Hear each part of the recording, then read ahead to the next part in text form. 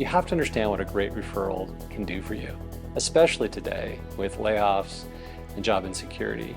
I want to tell you today about how I actually came to work for Steve Jobs. I want to illustrate the power of referral and how it worked for me, and I think how it really can work well for you. Great referrals take time to develop. It's like developing trust. It goes back to when I'm 10. Every week, my dad would take me to the local liquor store. I'm getting a free candy bar or maybe some ice cream at Baskin-Robbins. Then I'm also reading all these magazines, because back in the 70s, we didn't have the internet. We had TV, but pretty lame TV. So I actually gravitated to popular electronics. Now, in the 70s, I was very lucky. The timing was amazing because I picked up this issue of Popular Electronics. It blew me away. And this was the beginning of the personal computer revolution. It was the most amazing time. Because before that, computers were expensive.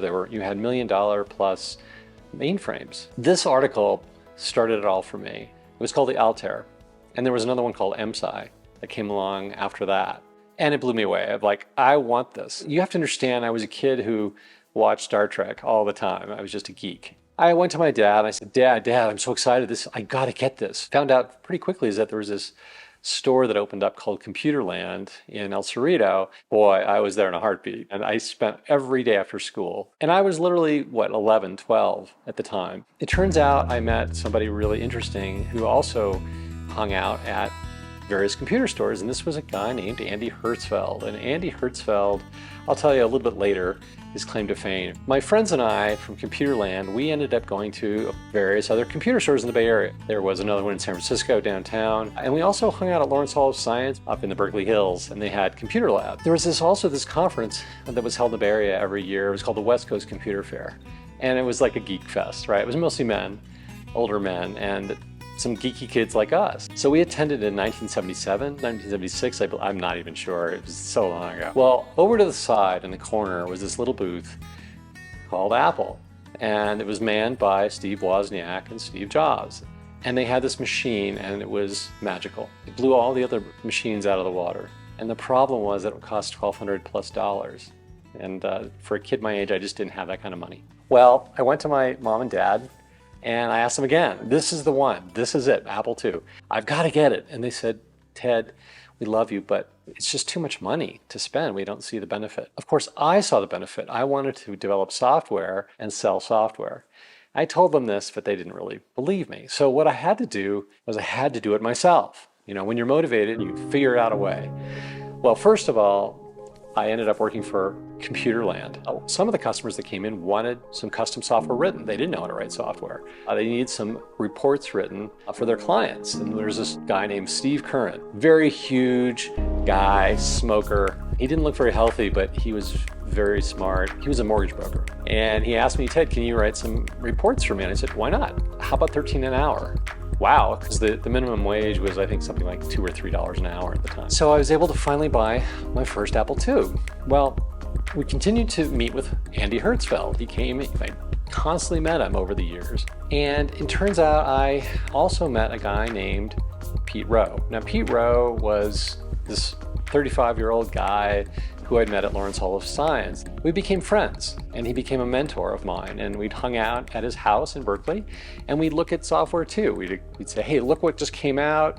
Wow, that's really exciting. How do they do that? So we'd kind of explore the code a bit.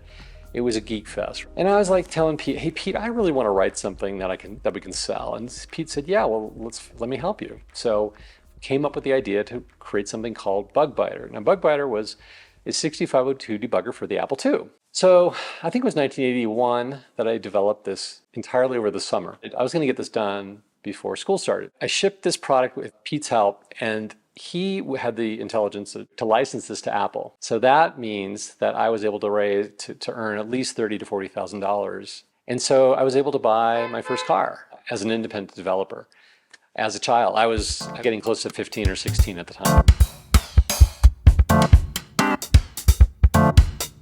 I went to Cal, Berkeley, and in 1984, the Mac comes out. Of course, all hell breaks loose in the geek world.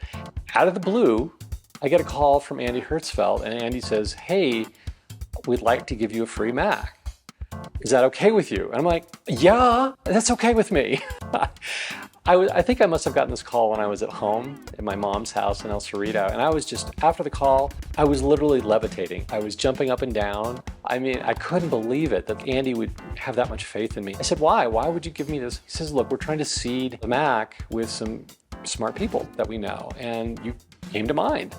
So I was at my dorm room in Berkeley a couple days later, and I get a call from, at the time I didn't know who this was, but now it's none other than Guy Kawasaki and Lon Rossman, who were essentially evangelists at Apple, and they deliver a Mac at my doorstep. I could not believe it. You're in this surreal universe. I became the talk of the dorm. My door, people were lining up at my door to play with this Mac, to see what it looked like. They couldn't believe it. They were intrigued. I couldn't get people out of my dorm. You know, it was really backed out into the hallway for hours. I graduated college, and I give Andy a call. I said, you know, I was thinking of Andy and like, well, I've got to find someplace to work. So I give him a call. He says, hey, you know what? You need to work at Radius. I think you'd do really well there. Radius is a spin-off from Apple, from a few people who worked in the Mac group. So he said, you should really talk to Mike Boych. Let me see if I can get you an interview. Now, Radius at the time was famous for building large screen displays because the Mac screen was really small. One of the features they came up with, they wanted to implement, was something called tear-off menus. Now, tear-off menus, they said, Ted, can you do this? Like, I don't know, I think I can. I was able to do it. So basically what you do is you'd be able to click on a menu and drag it down or place it anywhere on the screen. It was a great time saver. You know, it was a really sexy feature. A year or so later, Steve Jobs makes a big announcement because he had been let go from Apple several years before, and he announced the next machine in 1989. And of course, I was, gaga. I mean, this is an amazing piece of technology that his team built. Object-oriented, beautiful graphics, even better than the Mac. Incredible technology. So I had to work there. Like, how can I work there? And it was Steve. Like, is there a possibility that I could work for Steve? So I gave Andy another call, and he says, hey, Ted, how you doing? And he said, let me give Steve a call. Let me see what we can do for you. A little while later, I get a call from Andy. He says, they would love to interview you, so come on in. And so I interviewed with the graphics group, and I got the job. It was an incredible experience to work at Next. But not only that, it's with Steve. So here I am, literally, I think I was 24 at the time, and I was like, wow.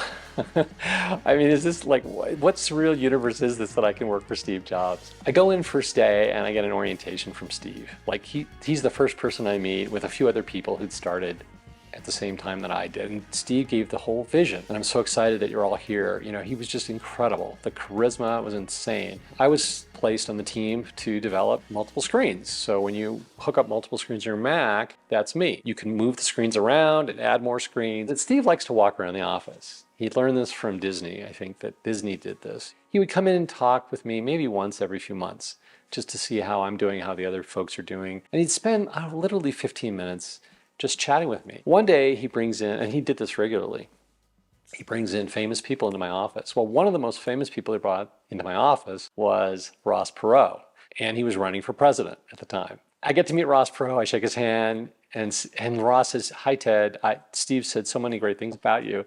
I'm like, wow, I was stunned silent. The point of this is that I had no idea what referrals were as a child. I really didn't understand networking. Really, it's just about getting to know people and having fun and learning and spending time and encouraging others. And you never know who you are going to meet.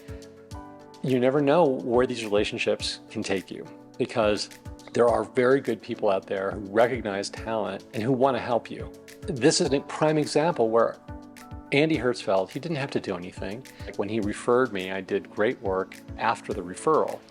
And then I did great work at Next. Again, you never know. And I think it's important to realize that you need to also give back. You need to be a go-giver. There's a great book that I think you need to read. When you're networking, when you're helping other people and they're helping you, you want to give back. So the referral essentially is like this bundle. It just says somebody believes in you. It's a shortcut to trust. Andy simply made a phone call. He said, you've got to hire Ted. People believe in Andy, and Andy believes in me, so it's a transitive relationship. If you haven't figured this out yet, it's that simple.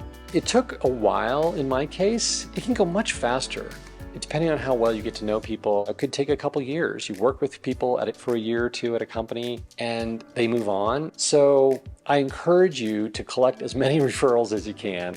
And also I'd love to get your feedback, comments, and questions as well. That's it. Have a great day. Take care.